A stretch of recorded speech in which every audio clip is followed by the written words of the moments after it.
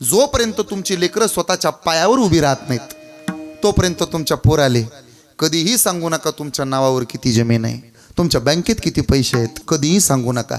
ज्या दिवशी तुमच्या पोराला कळल ना आपल्या बापाच्या नावावर कुठं कुठं काय काय आहे, त्या दिवसापासून पोरगं काहीच करत नाही. गावाला सांगतं काय करायची गरज नाही आपल्याला, रोड टच आहे, रोड टच हायवेला 2 एकर. ज्या पोराला 12-70% आत मार्क आहेत ना त्या पोराला देव म्हणे नाम जपा हरीचे, एकट्याचा नाही उद्धार, परंपरा त्याचे कुळ शुद्ध. आपण वाजवलेल्या टाळीमुळं आपल्या आजोबा पणजोबाचा सुद्धा उद्धार आहे. मग काय अडचण आहे. ते काही पॉलिसीवाले येतात बघा आपल्याकडं, तुम्ही उतरवा, मग आम्हाला कधी फायदा लगेच नाही. मग 35 वर्ष आमच्याकडं पैसे भरायचे तुम्ही आणि तिथून पुढं 35व्या वर्षानंतर तुम्हाला हप्ता चालू होईल. आता तुमचं वय किती आहे म्हणे 25 आहे, मग 35 वर्ष अजून पैसे भरा. तो म्हणला सांगू का, तुमचा जेव्हा पैसा मिळेल तेव्हा माझं वय 95 असेल आणि 95 वर्षाचा होईल आणि मग मरल ह्याची गॅरंटी. आता कीर्तन झाल्या झाल्या बोराटे महाराज घरी जाईल का मध्येच धडकून मरण हे सुद्धा सांगता येत. माझ्याकडेच बघून माना नका हलवू, तुमची तरी कुठं गॅरंटी. पॉलिसीवाल्याला म्हणताना कधी फायदा होईल तसं मग मला विचारा फायदा कधी होईल. मी सांगतो परंपरा त्याचे तुका म्हणे कोटी कुळी ते पुनीत भावे गाता गीत विठोबाचे. करतो काय योगक्षेम त्यांचे जाणी जडभारी वाट. काय त्या देवात ताकद आहे हो. सकळ जीवाचा करी तो सांभाळ. थोडा गेन द्या मला. सकळ जीवाचा करी तो सांभाळ तुझ मोकलील ऐसे नाही. जैसी स्थिती आहे तैशा परी राहे कवतुक तू पाहे संचिताचे. करतो काय देव, सगळ्याचा अधिकार सांभाळून ठेवतो. अधिकार तैसा दावेला मार्ग.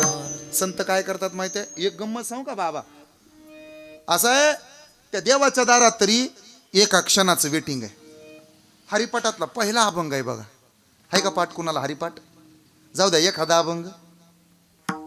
हरिपाठातला पहिला अभंग. हा बरोबर आहे, अवघाची संसार बरोबर आहे, हाच आहे. हा कुठला आहे मग? देवाची द्वारी उभा. देवाच्या दारात तरी एक क्षण थांबावं लागतं. किती क्षण? साधूकडं 50% सबसिडी, अर्धा क्षण घडता संतांची संगती तेने होय शांती महत पापा. देवाच्या दारात एका क्षणाचं वेटिंग, पण साधूच्या दारात अर्धा क्षणच थांबावं लागते. म्हणून साधूचा अधिकार प्रचंड मोठा. आजचा अभंग सुद्धा साधूची काही लक्षणं सांगणार आहे. शुद्ध बीजा पोटी, थोडा बेस वाढवा माझा. फळे रसाळ गोमटी. काय गंमत आहे, महाराष्ट्रातला असा एकही कुणबी नाही. कुणबी म्हणजे शेतकरी. असू द्या असू द्या ना, त्याला नका ओरडू.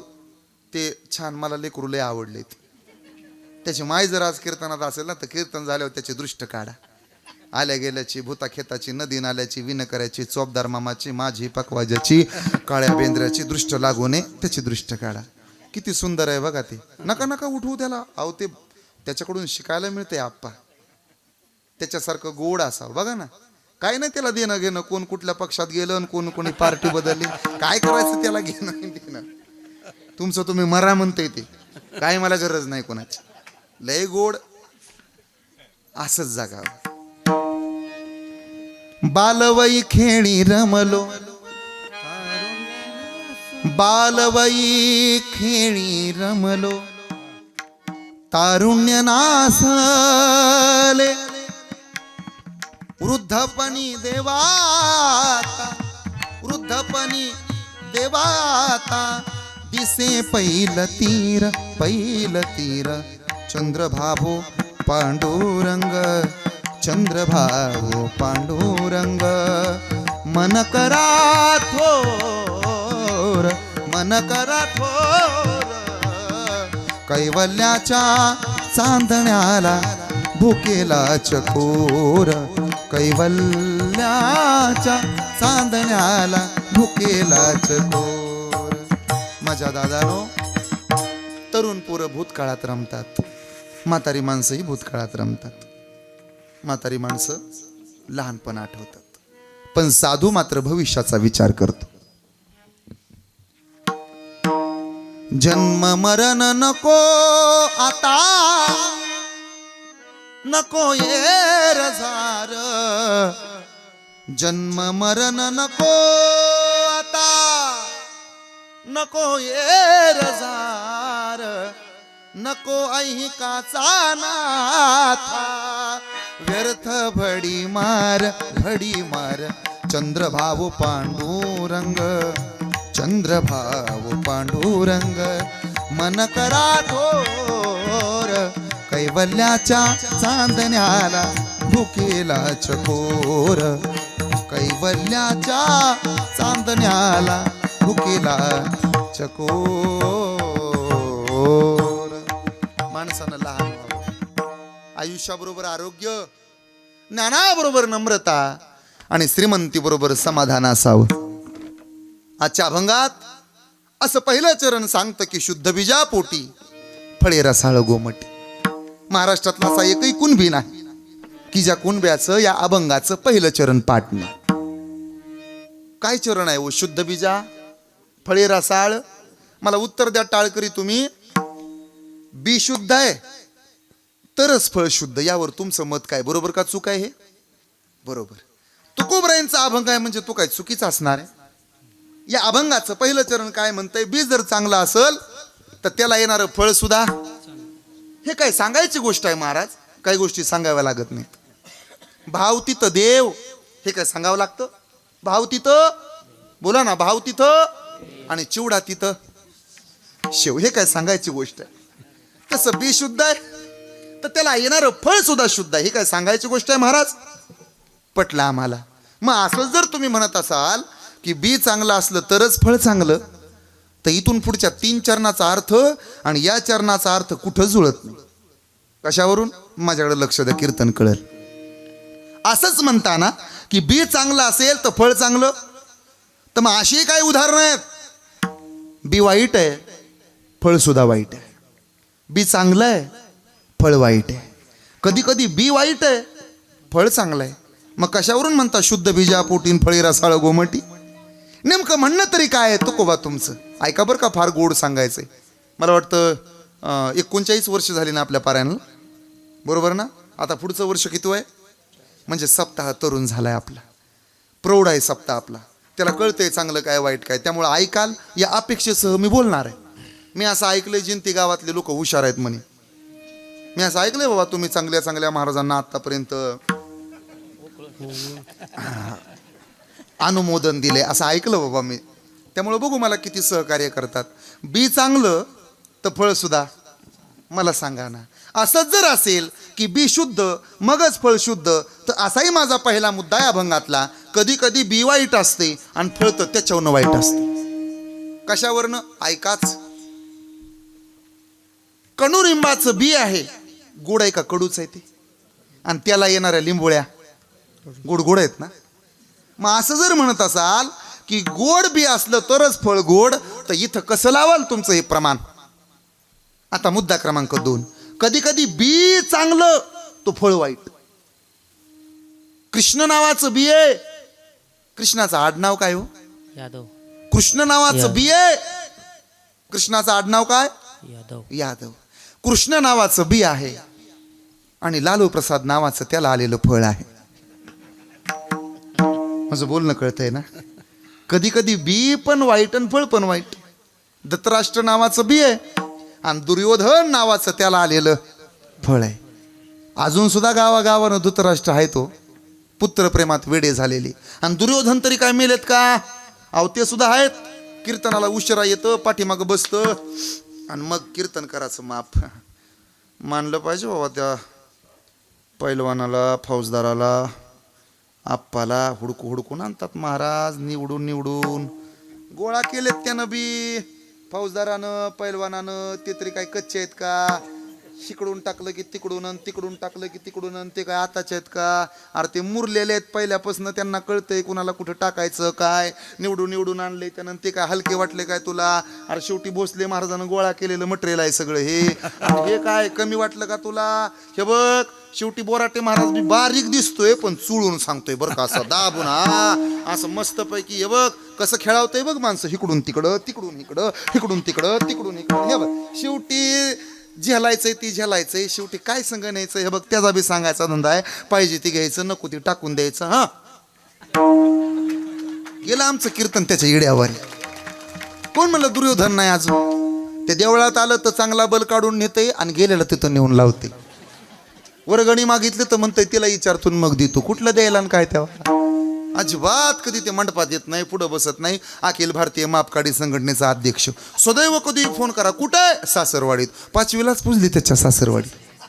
कधीच येत नाही. बायकोचं ऐकण्यात काय, आई बापाला उलट काय बोलतो आणि आईला काय म्हणतो, तुझ्या हाताला चव नाही, अमुक नाही तमुक नाही. बायकोच्या भाकऱ्या लय भारी लागतात. माय म्हणली बावळटा तुझ्या बायकोच्या हाताची चव नाही, ती पायाच्या अंगठ्याची चव आहे. कसं काय? परातीत बघत जा ना, पायाचं अंगठ कुठं असतात भाकऱ्या थापताना. जोपर्यंत तुझ्या बायकोच्या पायाचं अंगठ भाकरीला लागत नाहीत तवर तिचं पुण्यच उतरत नाही येड्या त्या भाकरीत. दररोज तिच्या पायाचा प्रसाद गिळतो मला शिकवतो. धृतराष्ट्र नावाचं बी आहे आणि दुर्योधन नावाचं त्याला आलेलं फळ आहे. चला पुढं. मुद्दा माझा असा आहे, कृष्ण नावाचं बी आहे आणि सांब नावाचं त्याला आलेलं फळ आहे. विठ्ठल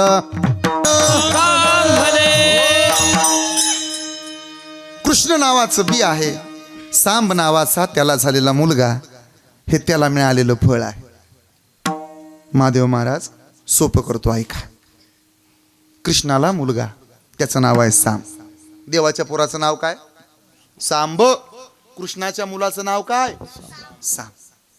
सुंदर होता, तरुण होता आणि संपत्ती तर भरपूरच होती. आई लक्ष्मी आणि बाप श्रीकृष्ण. ज्याचा बाप जगाचा मालक आहे आणि ज्याची माय लक्ष्मी आहे, त्याला काय कमी असेल हो? लक्ष्मी सहकारी पतसंस्थेचा मालकच होता तो. मी नेहमी सांगतो, माणसाला 3 गोष्टी सोबत भेटू नयेत. 1 तारुण्य, 2 सत्ता आणि 3 संपत्ती. या 3ही गोष्टी सोबत मिळू नयेत. का बरं? या 3 गोष्टी जर एकत्र मिळाल्या ना तर तो वाम मार्गाला जाण्याची दाट शक्यता आहे. म्हणून तुमच्या पोरांना सुद्धा जोपर्यंत तुमची लेकरं स्वतःच्या पायावर उभी राहत नाहीत तोपर्यंत तुमच्या पोराले कधीही सांगू नका तुमच्या नावावर किती जमीन आहे, तुमची प्रॉपर्टी कुठं आहे, तुमचे गुंठे कुठं आहेत, तुमच्या बँकेत किती पैसे आहेत, तुमचा इन्कम सोर्स कधीही सांगू नका. ज्या दिवशी तुमच्या पोराला कळलं ना आपल्या बापाच्या नावावर कुठं कुठं काय काय आहे, त्या दिवसापासून पोरगं काहीच करत नाही. गावाला सांगतं काय करायची गरज नाही आपल्याला.